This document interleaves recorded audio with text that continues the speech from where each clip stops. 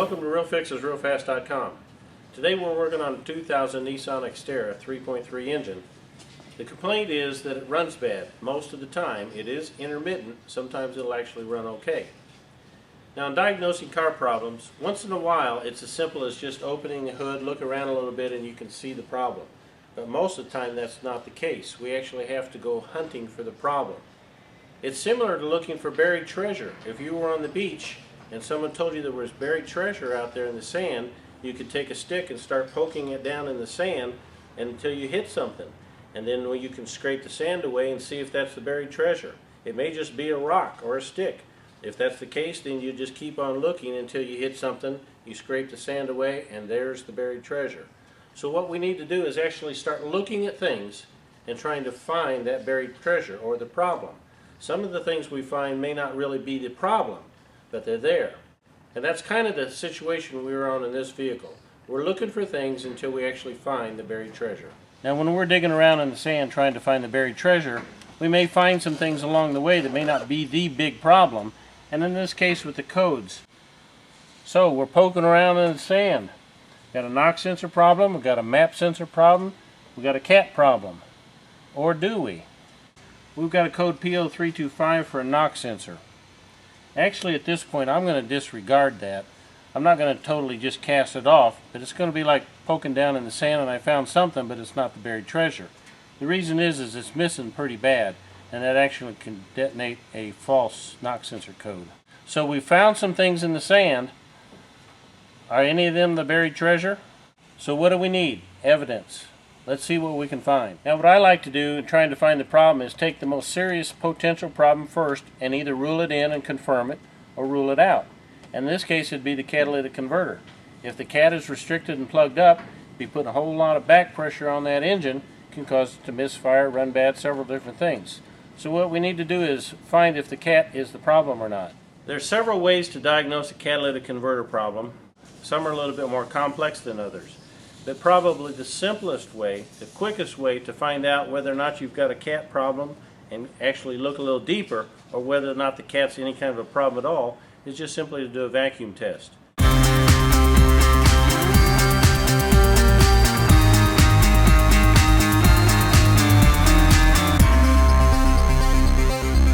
Now, you know, an engine is basically just an air pump, which means vacuum. So if you hook up a vacuum gauge, and we've got it directly hooked up to direct intake vacuum, then when we start the car we can actually see what the vacuum is going to do. Now, what are we looking for in the vacuum gauge? Remember, the engine is basically an air pump. It sucks in air and it pushes it out the exhaust. So if the catalytic converter is plugged up or restricted, either partially or fully, it's not going to let it vent that air. You're not going to have a good reading on your vacuum gauge. So let's start the engine and see what we have.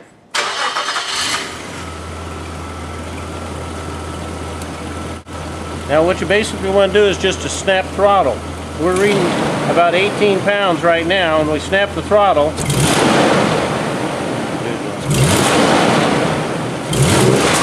Okay, hold it down.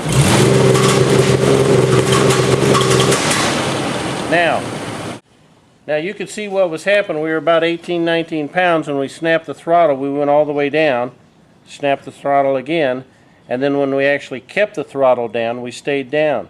That means that engine is sucking that air in and pushing it out just fine. There's no restriction in the catalytic converter. Now, here's another thing to watch. Start the engine. Here's a very important part. Our engine vacuum is steady. That needle is not sitting here wobbling back and forth, which is the case when you could possibly have a burnt valve or some type of a timing issue or something like that. But we've got about 18, 19 pounds of steady vacuum, and when you hit the throttle and bring it down like that, that vacuum is doing exactly what it should be. It's being sucked in and pushed out fine, so we do not need to go looking further at a catalytic converter problem. So we're poking around in the sand and we found a catalytic converter problem, but that's not the pot of gold. That's not the real issue. Why do we even have a catalytic converter problem? Well, this thing's not working right. It's backfiring. We got all kinds of an air-fuel mixture imbalance. The catalytic converter signals are not good. So it's setting a code because it's not a normal signal. But it's not because the cats are plugged up. One of the things we noticed when we were looking for problems, when we were actually poking around in the sand to see what we can discover, we noticed there was a clear and distinct exhaust leak. But it was a little bit hard to pinpoint exactly where it was just with our ears. So we actually used this device here where you can put it on and listen, and then you can put your probe around and it intensifies the sound. We're actually able to locate where it was the most intense, and it was right down in this area, and there's a little bolt that goes through the shield on the catalytic converter, and that bolt was actually missing. So it was just a wide open direct air inlet into the catalytic converter that shouldn't have been there. Here's where it's at. Now here's the bolt. You can see the bolt head. Look at the screwdriver tip pointing at it. And as we zoom out, you can actually see where it's located.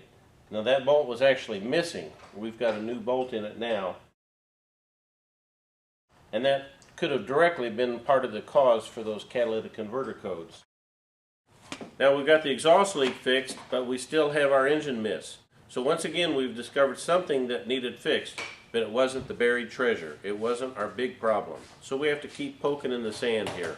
Now once again, in our effort to poke in the sand, trying to find out the different problems, Tony was actually leaning over the engine like this when we were listening for the exhaust noise, and he got zapped.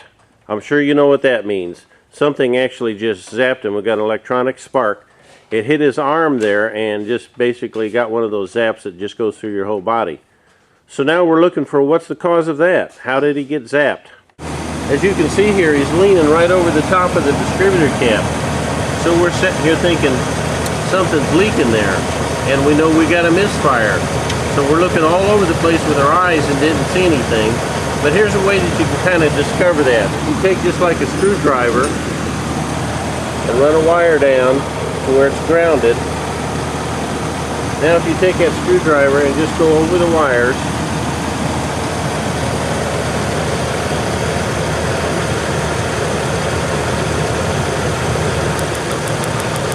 right there you can see we've got a spot on that wire that's leaking. So we've got a bad spark plug wire. Now that was bad enough for Tony to get zapped, but again, it was poking in the sand. It's not the buried treasure. It is something that needs to be fixed, but it is not causing our main problem.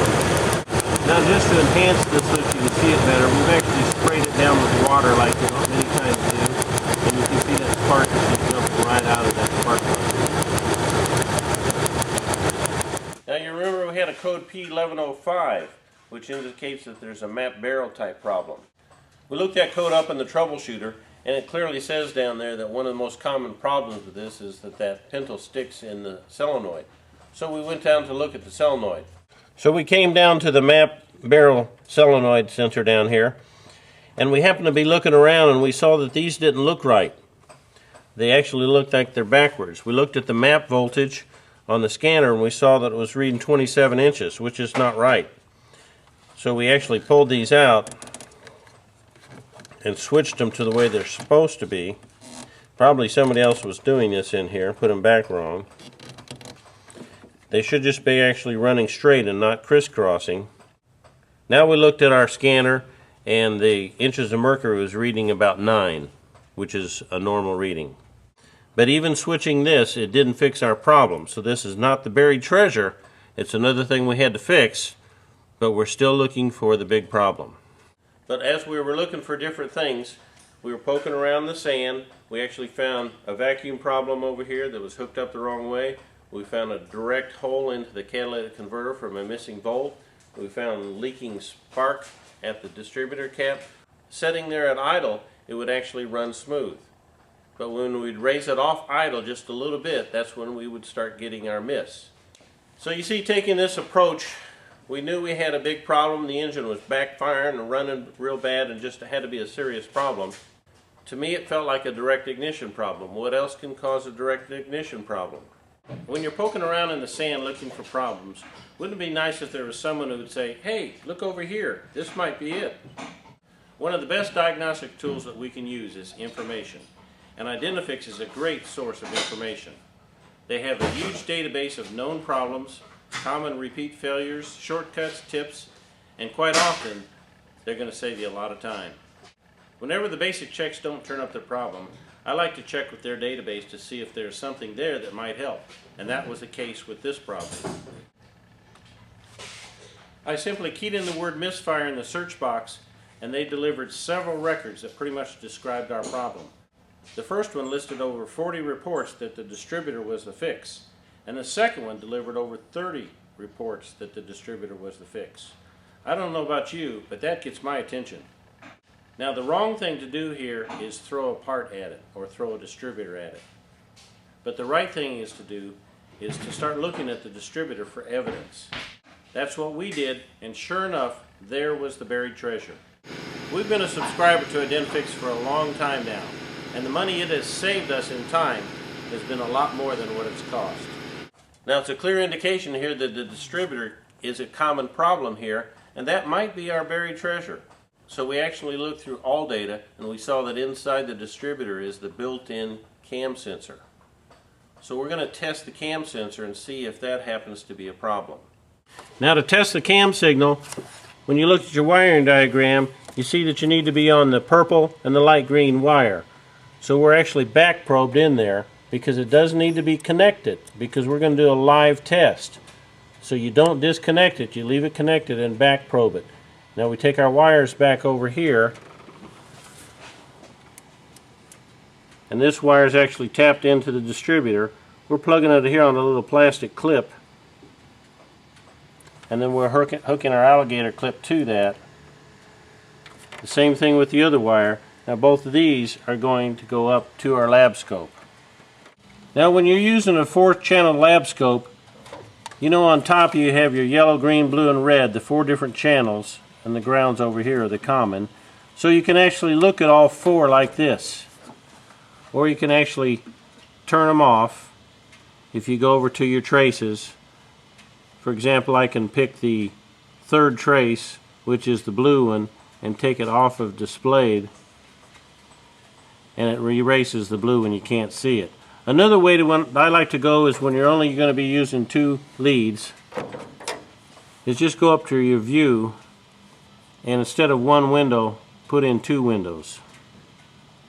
Now it's going to separate. You've got the yellow trace up here, and you've got the green trace down here. You can also go to 3 windows if you want to look at just 3 signals and separate them. I'm going to go back to the 2 window trace. And then the next thing is to start the engine.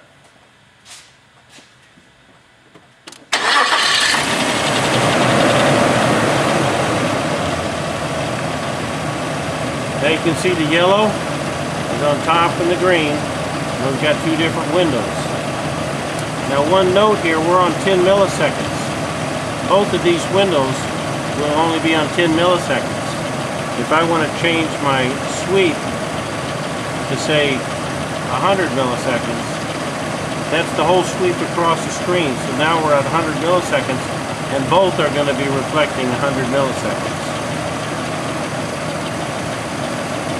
10 milliseconds is a very good place to start on most issues. Now one thing you can do on the traces though, if I want to go and pick trace 1, which is the yellow, I can change that to say 50 volts.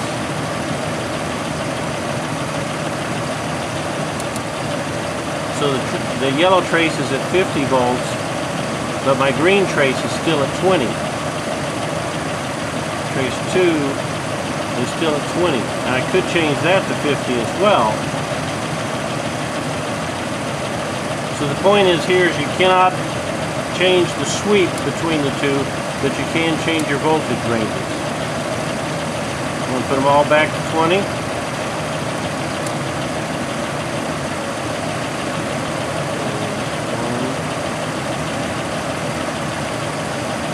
And we're both back showing 20 volts, and these are off. And I'm going to go over here to the Internet Explorer and look at all data. And I want to find the camshaft, so I'm going to hit my keyboard button and type in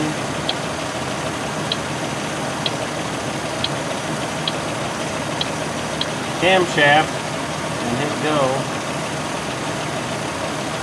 Camshaft position sensor. I want to get the description of the operation over here. Tells about the camshaft. Now as you scroll down the information here, it'll tell you about the cam sensor. It'll also tell you right here, the distributor is not repairable and must be replaced as an assembly. If you go up here and look at this, let's open that up a little bit. Now again, looking at this big opening right here is cylinder number 1. If we go to our firing order, I'm going to go back into all data over here, and you can see in this vehicle is actually 1, 2, 3, 4, 5, 6. That's the firing order. And it's counterclockwise, so when we go back to this diagram, this is cylinder number 1, 2, 3, 4, 5, and 6. Now if you happen to have a vehicle that had a different firing order, it could be 1, 3, 4, 2, or whatever the firing order might be. Now here's the distributor with the distributor cap off.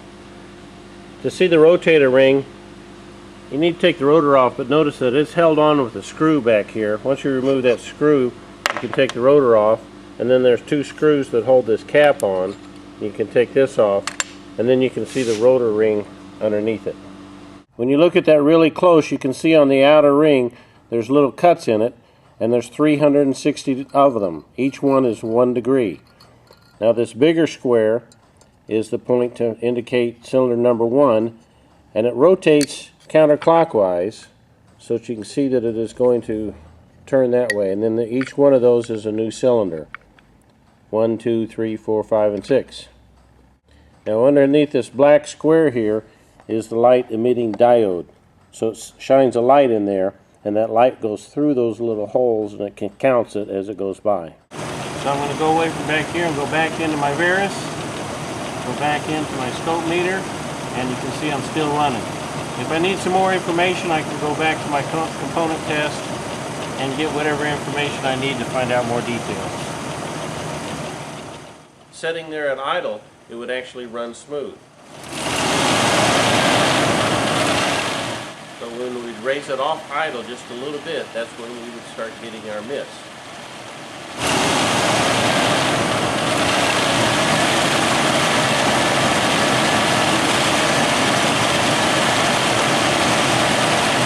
Now we think we found our buried treasure. It's clear that the cam sensor inside the distributor is bad, so what we're going to do now is change the distributor and then retest everything to confirm it. So we got the new distributor in. Let's look at the lab scope. Now once you have a distributor that's working correctly, this should be your pattern. We're on a 10 millisecond sweep, and we'll rev it up.